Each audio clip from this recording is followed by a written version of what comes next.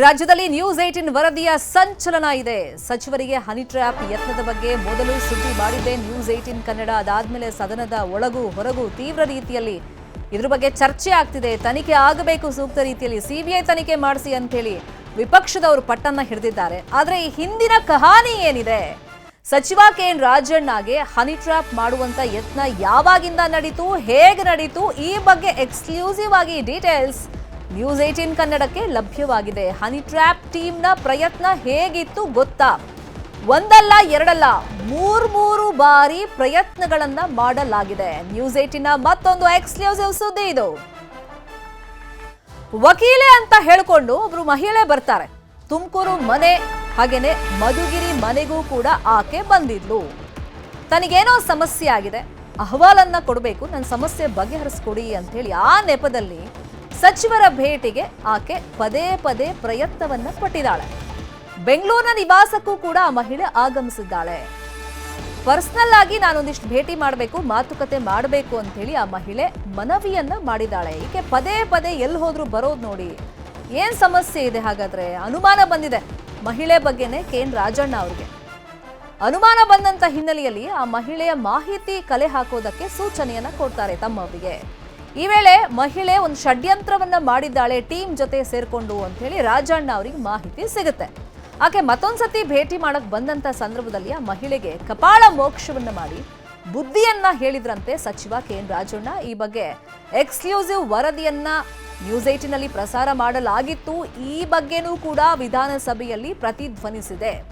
ಈಗ ಬಿಜೆಪಿ ಮತ್ತೆ ಕಾಂಗ್ರೆಸ್ ನಾಯಕರು ತನಿಖೆ ಆಗಬೇಕು ಅಂತ ಹೇಳಿ ಆಗ್ರಹವನ್ನ ಮಾಡ್ತಾ ಇದ್ದಾರೆ. ಯಾವ ತರ ಟ್ರ್ಯಾಪ್ ನಲ್ಲಿ ಸಿಲುಕಿಸುವಂತ ಪ್ರಯತ್ನಗಳು ಅಥವಾ ಷಡ್ಯಂತ್ರ ಆಗಿತ್ತು ರಾಜಣ್ಣ ಮತ್ತೆ ರಾಜಣ್ಣ ಮಗನನ್ನ ಅಂತ ಹೇಳಿ ಒಂದೊಂದೇ ಮಾಹಿತಿ ಇದೀಗ ನ್ಯೂಸ್ 18ಗೆ ಲಭ್ಯವಾಗ್ತಿದೆ. ಒಂದಲ್ಲ ಎರಡಲ್ಲ ಮೂರು ಬಾರಿ ಈ ಪ್ರಯತ್ನವನ್ನ ಮಾಡಲಾಗಿತ್ತಂತೆ. ಒಬ್ಬ ಮಹಿಳೆ ತಾನು ವಕೀಲೆ ಅಂತ ಹೇಳ್ಕೊಂಡು ತನಗೇನೋ ಸಮಸ್ಯೆ ಆಗಿದೆ, ನಿಮ್ಗೆ ಅಹವಾಲನ್ನ ಕೊಡಬೇಕು, ಸಮಸ್ಯೆ ಪರಿಹರಿಸ್ಕೊಡಿ ಅಂತ ಹೇಳಿ ಪದೇ ಪದೇ ಭೇಟಿಗೆ ಪ್ರಯತ್ನವನ್ನ ಪಟ್ಟಿದ್ದಾಳೆ. ಇದೇ ವಿಷಯವಾಗಿ ಇನ್ನಷ್ಟು ಡೀಟೇಲ್ ಆಗಿ ಇನ್ಫಾರ್ಮೇಶನ್ ಕೊಡೋದಕ್ಕೆ ಫೋನ್ ಸಂಪರ್ಕದಲ್ಲಿ ಕನೆಕ್ಟ್ ಆಗಿದ್ದಾರೆ ನಮ್ಮ political bureau head Chidanand Patel. Chidanand Patel, ಒಂದಲ್ಲ ಎರಡಲ್ಲ ಮೂರು ಬಾರಿ ಆ ಮಹಿಳೆ ಬಂದಾಗ, ಟ್ರ್ಯಾಪ್ ನಲ್ಲಿ ಸಿಲುಕಿಸೋ ಪ್ರಯತ್ನ ಮಾಡಿದಾಗ ರಾಜಣ್ಣ ಅವ್ರಿಗೆ ಅನುಮಾನ ಬಂದಿದೆ. ಅಂದ್ರೆ ಈ ಷಡ್ಯಂತ್ರ ಬಯಲಿಗೆ ಬಂದಿದ್ದು ಹೆಂಗೆ ಆ ಸಚಿವರ ಮುಂದೆ? ಶರ್ಮಿತಾ ಶೆಟ್ಟಿ ಕೆಎನ್ ರಾಜಣ್ಣರವರಿಗೆ ಹನಿ ಟ್ರ್ಯಾಪ್ಗೆ ಪ್ರಯತ್ನ ಮಾಡಲಿಕ್ಕೆ ಸುಮಾರು 2 ರಿಂದ 3 ತಂಡಗಳು ಕಳೆದ 3 ತಿಂಗಳಿಂದಲೂ ಕೂಡ ಆಕ್ಟಿವ್ ಆಗಿದೆ. ಇತ್ತೀಚೆಗಿನ ಅವರ ಹೇಳಿಕೆಗಳು, ಅವರ ನಡವಳಿಕೆಗಳಿಗೆ ಎಲ್ಲ ಒಂದ್ ಕಡೆ ಒಂದಷ್ಟು ಸಾರ್ವಜನಿಕ ವಲಯದಲ್ಲಿ ಚರ್ಚೆ ಆಗ್ತಿತ್ತು. ಅನೇಕ ರಾಜಕಾರಣಿಗಳಿಗೆ ಅದು ಇರುಸು ಮುರುಸು ಆಗಿತ್ತು. ಎಲ್ಲ ಕಾರಣಕ್ಕಾಗಿ ಎಲ್ಲ ಒಂದ್ ಕಡೆ ಷಡ್ಯಂತ್ರ ರೂಪಿಸ್ತಾರ ಅನ್ನೋದೊಂದು ಚರ್ಚೆ ಆಗ್ತಿರುವಂತದ್ದು. ಇವತ್ತು ಡಿ ಕೆ ಶಿವಕುಮಾರ್ ಒಂದು ಮಾತನ್ನ ಹೇಳಿದ್ರು ಹನಿ ಟ್ರ್ಯಾಪ್ ವಿಚಾರಕ್ಕೆ. ಹಾಯ್ ಅಂದ್ರೆ ಅವರು ಹಾಯ್ ಅಂತಾರೆ, ಬಾಯ್ ಅಂದ್ರೆ ಅವರು ಬಾಯ್ ಅಂತಾರೆ. ಅಂದ್ರೆ ಯಾರು ಸಂತ್ರಸ್ತ ಸಪೋರ್ಟ್ ಮಾಡಿದ್ರೆ ಹನಿ ಟ್ರ್ಯಾಪ್ ಆಗುತ್ತೆ, ಸಪೋರ್ಟ್ ಮಾಡಿದ್ರೆ ಅವ್ರು ಕೇರ್ ಮಾಡಿದ್ರೆ ಹನಿ ಟ್ರ್ಯಾಪ್ ಆಗಲ್ಲ ಅನ್ನೋ ಒಂದು ಮಾತನ್ನು ಕೂಡ ಹೇಳಿದ್ರು.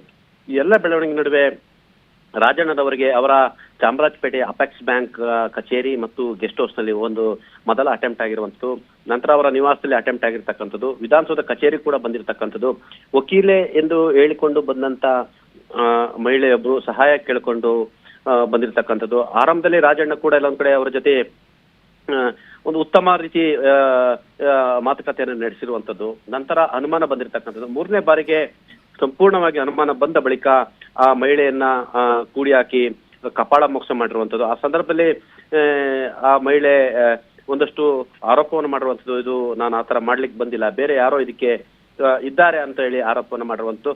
ಒಟ್ಟಾರೆ ದೂರು ಮತ್ತು ಸಂದರ್ಭ, ಸ್ಥಳ ಈ ಸಂಬಂಧಪಟ್ಟಾಗೆ ಅವರು ದೂರಿನಲ್ಲಿ ಯಾವ ರೀತಿ ವಿವರಣೆ ಕೊಡ್ತಾರೆ ಕಾದು ನೋಡ್ಬೇಕಾಗಿದೆ. ಆದ್ರೆ ಅಪರಾಧಿಗಳು ಯಾರು ಅಂತ ಕೂಡ ಇನ್ನೂ ಕೂಡ ಹೇಳಲಿಕ್ಕೆ ಸಾಧ್ಯ ಇಲ್ಲ. ಯಾಕಂತ ಹೇಳಿದ್ರೆ ಸಂತ್ರಸ್ತರು ಹೇಳಿಕೆಯನ್ನು ಕೊಟ್ಟಿದ್ರು ಕೂಡ ಆ ಸಂದರ್ಭದಲ್ಲಿ ಹನಿ ಟ್ರ್ಯಾಪ್ ಮಾಡ್ಲಿಕ್ಕೆ ಹೋದಂತ ಮಹಿಳೆ ಯಾರು ನನ್ನನ್ನು ಕಳಿಸಿರು ಅಂತ ಅವರು ಹೇಳಿದ್ರೆ ಮಾತ್ರ, ಅವರ ಹೆಸರನ್ನು ಹೇಳಿದ್ರೆ ಮಾತ್ರ ಇಂಥವರೇ ಮಾಡಿಸಿರುವಂತ ಆರೋಪವನ್ನು ಮಾಡಬಹುದು.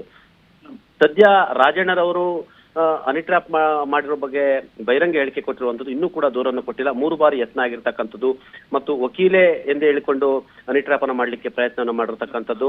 ಎಲ್ಲ ಒಂದ್ ಕಡೆ ಅವರ ಪುತ್ರ ಈಗಾಗಲೇ ಹನಿ ಟ್ರ್ಯಾಪ್ ಆಗಿದ್ದಾರೆ. ಅದು ಕಾಂಗ್ರೆಸ್ಗೆ ಸಂಬಂಧಪಟ್ಟ ಯುವ ನಾಯಕಿ ಅಂತ ಎಂಬ ಇದೀಗ ಬಿಸಿ ಚರ್ಚೆ ಆರಂಭ ಆಗಿರುವಂತದ್ದು. ಒಟ್ಟಾರೆ ಸರ್ಕಾರ ಇದನ್ನ ಯಾವ ರೀತಿ ತನಿಖೆ ಮಾಡುತ್ತೆ, ಸಿಟ್ಟಿಂಗ್ ಜಡ್ಜ್ ಮುಖಾಂತರ ತನಿಖೆ ಮಾಡ್ತಾ, SIT ಮುಖಾಂತರ ಮಾಡ್ತಾ, ಅಥವಾ ನಿವೃತ್ತ ನ್ಯಾಯಮೂರ್ತಿಯ ನೇತೃತ್ವದಲ್ಲಿ ನ್ಯಾಯಾಂಗ ತನಿಖೆಯನ್ನು ಮಾಡುತ್ತಾ ಅನ್ನೋದು ಕೂಡ ಕಾದು ನೋಡಬೇಕಾಗಿದೆ. ಒಟ್ಟಾರೆ ಸರ್ಕಾರದ ನಿರ್ಧಾರದ ಮೇಲೆ ಈ ತನಿಖೆ ಆದಿ ಯಾವ ರೀತಿ ಇರುತ್ತೆ ಅನ್ನೋದು ಗೊತ್ತಾಗಲಿದೆ. Sharmitha Shetty. Fine, thank you Chidanand Patel ತಮ್ಮೆಲ್ಲ ಇನ್ಫಾರ್ಮೇಶನ್ಗೆ. ಸಹಕಾರ ಸಚಿವ ರಾಜಣ್ಣಗೆ ಹನಿ ಟ್ರ್ಯಾಪ್ ಯತ್ನ ಕೇಸ್ ತೀವ್ರ ರೀತಿಯಲ್ಲಿ ಚರ್ಚೆ ಆಗ್ತಿದೆ. ಅಂದ್ರೆ ಯಾವ ತರ ಹನಿ ಟ್ರ್ಯಾಪ್ ಆಯ್ತು ಅನ್ನೋ ಕುರಿತಂತೆ ನಿಮಗೆ ಮಾಹಿತಿಯನ್ನು ಕೊಡ್ತಾ ಇದ್ವಲ್ಲ. ಬೆಂಗಳೂರಿನ ಮನೆಯಲ್ಲೇ 2 ಬಾರಿ ಹನಿ ಟ್ರ್ಯಾಪ್ಗೆ ಪ್ರಯತ್ನಗಳು ಆಗಿತ್ತಂತೆ. ಸತತವಾಗಿ 2 ತಿಂಗಳಿನಿಂದಲೂ ಈ ಹನಿ ಟ್ರ್ಯಾಪ್ಗೆ ಪ್ಲಾನ್ಗಳು ನಡೀತಾ ಇತ್ತಂತೆ. ಈಗಷ್ಟೇ ಚಿದಾನಂದ್ ಪಟೇಲ್ ಎಕ್ಸ್ಪ್ಲೇನ್ ಮಾಡ್ತಾ ಹೇಳ್ತಾ ಇದ್ರು, ಕಳೆದ 2-3 ತಿಂಗಳಿಂದ ಅವ್ರು ಕೊಡ್ತಾ ಇದ್ದಂಥ ಓಪನ್ ಸ್ಟೇಟ್ಮೆಂಟ್, ಅದು ಕ್ರಿಯೇಟ್ ಮಾಡ್ತಾ ಇದ್ದಂಥ ಕಾಂಟ್ರವರ್ಸಿ ಬಗ್ಗೆನೂ ಕೂಡ ರಾಜ್ಯಾದ್ಯಂತ ಚರ್ಚೆ ಆಗ್ತಿತ್ತು. ಇನ್ನೊಂದು ಕಡೆಯಲ್ಲಿ ಅವ್ರ ಮೇಲೆ ಹನಿ ಟ್ರ್ಯಾಪ್ಗೂ ಪ್ರಯತ್ನಗಳು ಆಗ್ತಿತ್ತು. 3 ಟೀಮ್ನಿಂದ ಬೆಂಗಳೂರಲ್ಲೂ ಕೂಡ ಪ್ರಯತ್ನಗಳು ನಡೀತಾ ಇತ್ತು. 2 ಬಾರಿಯೂ ಸರ್ಕಾರಿ ಬಂಗಲೆಯಲ್ಲೇ ಪ್ರಯತ್ನಗಳು ಆಗಿತ್ತು. ಜಯಮಹಲ್ ರಸ್ತೆಯಲ್ಲಿರುವಂತಹ ಸರ್ಕಾರಿ ಬಂಗಲೆಗೆ ಆ ಮಹಿಳೆ ಹೈಫೈ ಆಗಿ ಬರ್ತಾ ಇದ್ರಂತೆ. ಅಂದ್ರೆ ಐಷಾರಾಮಿ ಕಾರ್ನಲ್ಲಿ ಆ ಗ್ಯಾಂಗ್ ಬರ್ತಾ ಇತ್ತು. ಅಂದ್ರೆ ಮಹಿಳೆಯನ್ನ ಕಳಿಸ್ತಾ ಇದ್ರು, ಆಕೆಯ ಬೆನ್ನಿಗೆ ಆ ಗ್ಯಾಂಗ್ ನಿಂತ್ಕೊಂಡಿತ್ತು. ಅಹವಾಲು ಕೊಡುವಂತ ನೆಪದಲ್ಲಿ ಈ ಟೀಮ್ ಬರ್ತಾ ಇತ್ತು, ಆ ಮಹಿಳೆಯನ್ನ ಕಳಿಸ್ತಾ ಇದ್ರು. ಆದ್ರೆ 2 ಬಾರಿನೂ ಬಚಾವಾಗಿದ್ರು ರಾಜಣ್ಣ. ಇನ್ನು ಹನಿ ಟ್ರ್ಯಾಪ್ ಯತ್ನ ನಡೆದಂತ ರಾಜಣ್ಣ ಅವರ ಸರ್ಕಾರಿ ಬಂಗಲೆಯಿಂದ ನಮ್ಮ ಪ್ರತಿನಿಧಿ ಮಂಜುನಾಥ್ ಪ್ರತ್ಯಕ್ಷ ವರದಿಯನ್ನು ಕೊಟ್ಟಿದ್ದಾರೆ, ನೋಡೋಣ. ತುಮಕೂರು ಭಾಗದ ಸಚಿವರ ಮೇಲೆ ಹನಿ ಟ್ಯಾಪ್ಗೆ ಪ್ರಯತ್ನ ನಡೆದಿದೆ ಅನ್ನುವಂಥದ್ದನ್ನ ನ್ಯೂಸ್ 18 ಕನ್ನಡ ಮೊದಲನೇದಾಗಿ ಎಕ್ಸ್ಕ್ಲೂಸಿವ್ ಆಗಿ ಸುದ್ದಿಯನ್ನ ಬಿತ್ತರ ಮಾಡಿತ್ತು. ಇದರ ಬೆನ್ನಲ್ಲೂ ಸದನದಲ್ಲೂ ಕೂಡ ಅಷ್ಟೇ ತುಮಕೂರಿನ ಸಚಿವರಾದಂತಹ ರಾಜಣ್ಣನವರು ಕೂಡ ಅಷ್ಟೇ, ಹೌದು ನನ್ನ ಮೇಲೆ ಹನಿ ಟ್ಯಾಪ್ನ ಪ್ರಯತ್ನ ನಡೆದಿದೆ ಅನ್ನುವಂಥದ್ದನ್ನ ಸದನದಲ್ಲೇ ಹೇಳಿದ್ದಾರೆ. ಅದು ಖುದ್ದಾಗಿ ಈಗ ನಾನು ರಾಜಣ್ಣವರ ಅಂದ್ರೆ ಜಯಮಹಲ್ ರಸ್ತೆಯಲ್ಲಿರುವಂತಹ KN ರಾಜಣ್ಣವರ ಒಂದು ಸರ್ಕಾರಿ ಬಂಗಲೆಯಿಂದ ಒಂದು ಬಂಗಲೆ ಮುಂದೆ ಇದ್ದೀನಿ. ರಾಜಣ್ಣವ್ರು ಹೇಳಿದಂತೆ ಇವತ್ತು ಸೆಷನ್ ನಲ್ಲಿ ಇದ್ರ ಬಗ್ಗೆ ದೊಡ್ಡ ಮಟ್ಟದಲ್ಲಿ ಚರ್ಚೆ ಆಗುತ್ತೆ.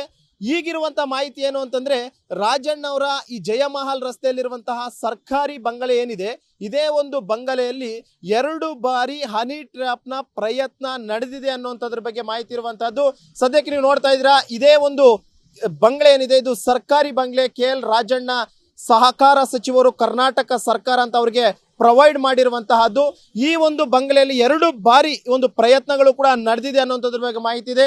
ಸದ್ಯಕ್ಕೆ ಸದನದಲ್ಲಿ ರಾಜಣ್ಣ ಹೇಳಿರುವಂತಹದ್ದು, ನಾನು ದೂರನ್ನ ಕೊಡ್ತೀನಿ, ಗೃಹ ಸಚಿವರಿಗೆ ದೂರು ಕೊಟ್ಟಂತ ಬಳಿಕ ಇದರ ಬಗ್ಗೆ ತನಿಖೆ ಆಗ್ಲಿ, ಯಾರಿದ್ರ ಹಿಂದೆ ಇದ್ದಾರೆ ಏನು ಅನ್ನುವಂಥದ್ರ ಬಗ್ಗೆ ಜನರಿಗೆ ಗೊತ್ತಾಗಬೇಕು ಅಂತ ಹೇಳಿದರೆ, ಒಂದು ವೇಳೆ ಏನಾದರೂ KN ರಾಜಣ್ಣ ಏನಾದರೂ ದೂರನ್ನ ಕೊಟ್ಟಂತಹ ಸಂದರ್ಭದಲ್ಲಿ ಇದೇ ಒಂದು ಸರ್ಕಾರಿ ಬಂಗಲವನ್ನ ಪೊಲೀಸರು ಪರಿಶೀಲನೆಯನ್ನ ಮಾಡ್ತಾರೆ. ಇಲ್ಲಿರುವಂತಹ CCTV ಫುಟೇಜ್ ಗಳನ್ನು ಕೂಡ ಅಷ್ಟೇ ಪ್ರೊವೈಡ್ ಮಾಡಬೇಕಾಗಿರುತ್ತೆ. ಜೊತೆಗೆ ಪ್ರಮುಖವಾಗಿ ರಾಜಣ್ಣ ಕೂಡ ಹೇಳಿಕೆ ಕೊಡುವಂತಹ ಸಂದರ್ಭದಲ್ಲಿ ಹನಿ ಟ್ರ್ಯಾಪ್ ಮಾಡೋದಕ್ಕೆ ಬಂದಿದ್ದಂತವ್ರು ಯಾರು ಅನ್ನುವಂಥದ್ದನ್ನು ಕೂಡ ಅವ್ರು ಹೇಳ್ಬೇಕಾಗಿರುತ್ತೆ. ಆ ಒಂದು ಮಹಿಳೆ ಯಾರು, ಆಕೆಯ ಜೊತೆ ಯಾರೆಲ್ಲ ಬಂದಿದ್ರು, ಯಾವ ದಿನಾಂಕದಂದು ಈ ಒಂದು ಸರ್ಕಾರಿ ಬಂಗಲೆಗೆ ಬಂದಿದ್ರು ಅನ್ನುವಂಥದ್ದನ್ನು ಕೂಡ ಅಷ್ಟೇ ಹೇಳಿಕೆ ಕೊಡುವಂತಹ ಸಂದರ್ಭದಲ್ಲಿ ರಾಜಣ್ಣ ಅವರು ಕೊಡಬೇಕಾಗಿರುತ್ತೆ. ಜೊತೆಗೆ ಇನ್ನೊಂದು ಏನು ಅಂತಂದ್ರೆ, ಸರ್ಕಾರಿ ಬಂಗಲೆಯಲ್ಲಿರುವಂತಹ CC ಕ್ಯಾಮ್ರಾದ ಫುಟೇಜಸ್ ಏನಿದೆ ಅದನ್ನು ಕೂಡ ಅಷ್ಟೇ ತನಿಖಾಧಿಕಾರಿಗಳಿಗೆ ಕೊಡಬೇಕಾಗಿರುತ್ತೆ. ಯಾಕಂದ್ರೆ ರಾಜಣ್ಣ ಅವರು ಇಂತಹದ್ದೇ ದಿನದಂದು ಅವರು ಹನಿ ಟ್ರ್ಯಾಪ್ ಮಾಡೋಕೆ ಬಂದಿದ್ದಾರೆ ಅನ್ನಂತ ಸಂದರ್ಭದಲ್ಲಿ ಆ ಒಂದು ಟೈಮ್ ಬೀಯಿಂಗ್ ನಲ್ಲಿರುವಂತಹ CCTV ಫುಟೇಜ್ ಗಳನ್ನ ಮತ್ತು ಅವ್ರು ಯಾರು ಬಂದಿದ್ರು, ಏನಕ್ಕೆ ಬಂದಿದ್ರು, ಎಷ್ಟು ಜನ ಬಂದಿದ್ರು ಅಂತ ಎಲ್ಲವನ್ನೂ ಕೂಡ ಅಷ್ಟೇ ಪ್ರೊವೈಡ್ ಮಾಡಬೇಕಾಗಿರುತ್ತೆ. ಸದ್ಯಕ್ಕಿರುವಂತಹ ಮಾಹಿತಿ ಏನಂತಂದ್ರೆ, ಇದೇ ಜಯಮಹಲ್ ರಸ್ತೆಯಲ್ಲಿರುವಂತಹ ಸರ್ಕಾರಿ ಬಂಗಲೆಯಲ್ಲಿ KN ರಾಜಣ್ಣ ಅವರಿಗೆ ಹನಿ ಟ್ರ್ಯಾಪ್ ಮಾಡೋದಕ್ಕೆ ಪ್ರಯತ್ನಗಳು ಕೂಡ ನಡೆದಿತ್ತು. ಒಂದಲ್ಲ 2 ಬಾರಿ ಪ್ರಯತ್ನಗಳು ಕೂಡ ನಡೆದಿತ್ತು. ಎಲ್ಲೋ ಒಂದು ಕಡೆ ವಿಫಲವಾಗಿದೆ ಅನ್ನುವಂಥದ್ದು ಕೂಡ ಈಗಾಗಲೇ ಗೊತ್ತಾಗಿದೆ. ಜೊತೆಗೆ ಈ ಒಂದು ಸಚಿವರನ್ನ ಹನಿ ಟ್ರ್ಯಾಪ್ಗೆ ಕೆಡವೋದಕ್ಕೆ ಯಾರು ಪ್ಲಾನ್ ಮಾಡಿದ್ರು, ಒಂದ್ ವೇಳೆ ಸರ್ಕಾರದಲ್ಲಿರುವಂತವರೇ ಪ್ಲಾನ್ ಮಾಡಿದ್ರ ಅಥವಾ ಬೇರೆ ಇನ್ಯಾದ್ರೂ ಪ್ಲಾನ್ ಮಾಡಿದ್ರ, ಈ ಹನಿ ಟ್ರ್ಯಾಪ್ ನ ಗ್ಯಾಂಗ್ ನ ಹಿಂದಿರುವಂತಹ ಕೈವಾಡ ಯಾರ್ದು ಅನ್ನುವಂಥದ್ದನ್ನ ತನಿಖೆ ಆಗ್ಬೇಕಾಗಿದೆ. ಸದ್ಯಕ್ಕೆ ಈ ಒಂದು KN ರಾಜಣ್ಣ ಇವತ್ತು ಸದನದಲ್ಲಿ ಹೇಳಿದ್ದಾರೆ, ಹೌದು ಹನಿ ಟ್ರ್ಯಾಪ್ ಮಾಡೋದಕ್ಕೆ ಯತ್ನವನ್ನು ಮಾಡಿದ್ದಾರೆ ಅಂತ ಹೇಳ್ಬಿಟ್ಟು ದೂರು ಕೊಡ್ತೀನಿ ಅಂತ ಕೂಡ ಹೇಳಿದ್ದಾರೆ. ದೂರು ಪಡೆದಂತ ಬಳಿಕ ಈ ಒಂದು ಸರ್ಕಾರಿ ಬಂಗ್ಲೆಯನ್ನು ಕೂಡ ಅಷ್ಟೇ ತನಿಖಾಧಿಕಾರಿಗಳು ಪರಿಶೀಲನೆ ಮಾಡಬೇಕಾಗುತ್ತೆ, ಮಹಜರು ಮಾಡಬೇಕಾಗುತ್ತೆ. ಇದಾದಂತ ಬಳಿಕ ಇದರ ಹಿಂದೆ ಇರುವಂತಹ ಶಕ್ತಿ ಯಾವುದು ಅನ್ನುವಂಥದ್ದನ್ನು ಕೂಡ ಅಷ್ಟೇ ಪೊಲೀಸರು ಪತ್ತೆ ಮಾಡಬೇಕಾಗಿದೆ. ಕ್ಯಾಮ್ರಾ ಪರ್ಸನ್ ಗುರುಶೇಖರ್ ಜೊತೆ ಮಂಜುನಾಥ್, ನ್ಯೂಸ್ 18 ಬೆಂಗಳೂರು.